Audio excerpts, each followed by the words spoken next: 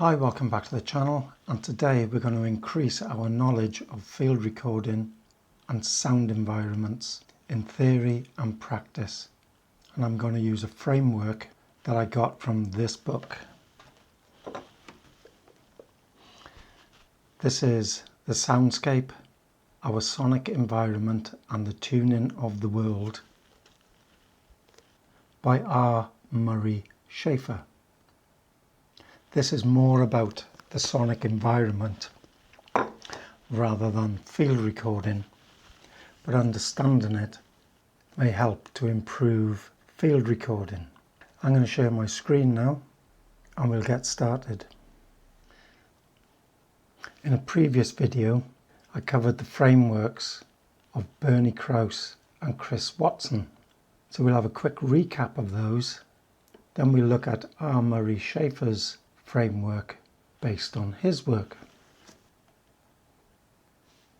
If you remember, Krause's framework describes the whole soundscape with three elements. We have geophony, which is non-biological sound.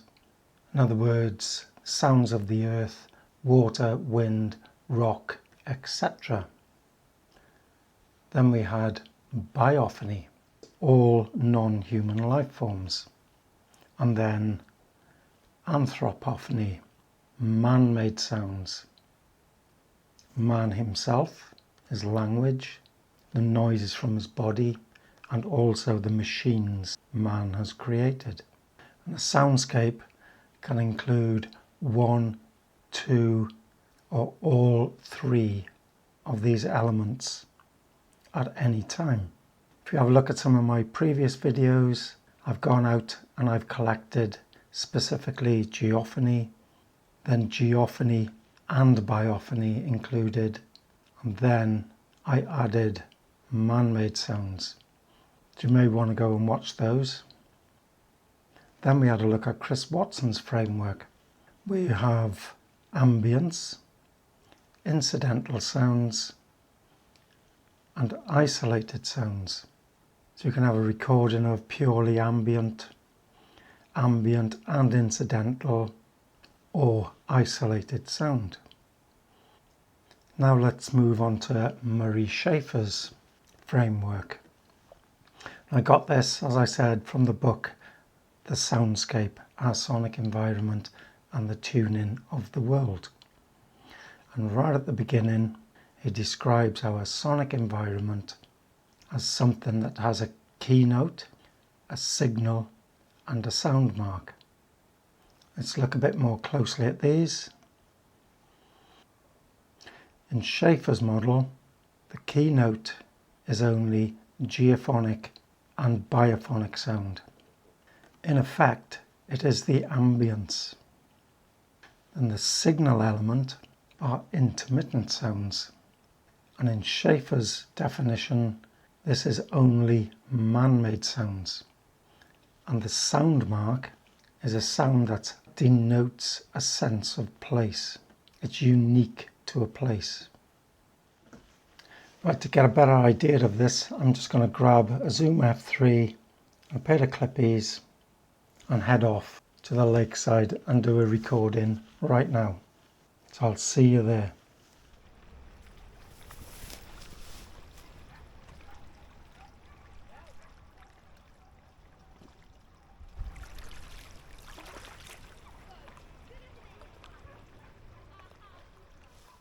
That was a 20-minute recording, and now I'll review it and select a representative proportion and notate it the best I can using Schafer's framework.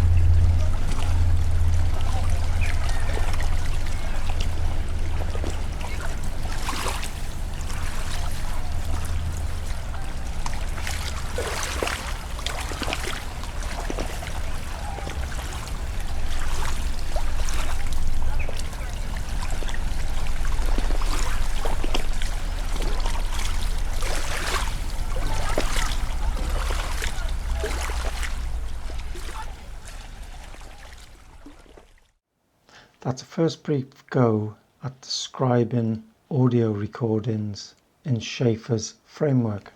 I didn't feel comfortable doing it, to be honest, because I don't quite understand what he's getting at from a recording point of view. But remember, the book is about soundscapes from a different perspective.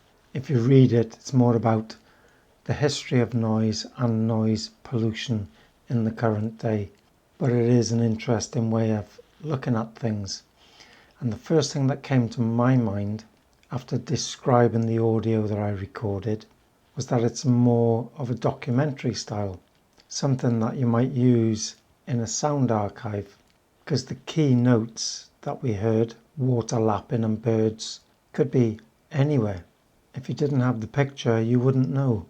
Helicopters and motorbikes, the signal portion of it, are everywhere. So it doesn't necessarily describe a place in itself, but the dead giveaway of where this place might be, a unique place, is more regional, not a specific town or zone, because in the voices, the language that they're using is Welsh. So there's only 2 places in the world, as I've noted, Welsh-speaking Wales, or from the Welsh-speaking communities in Patagonia, Argentina.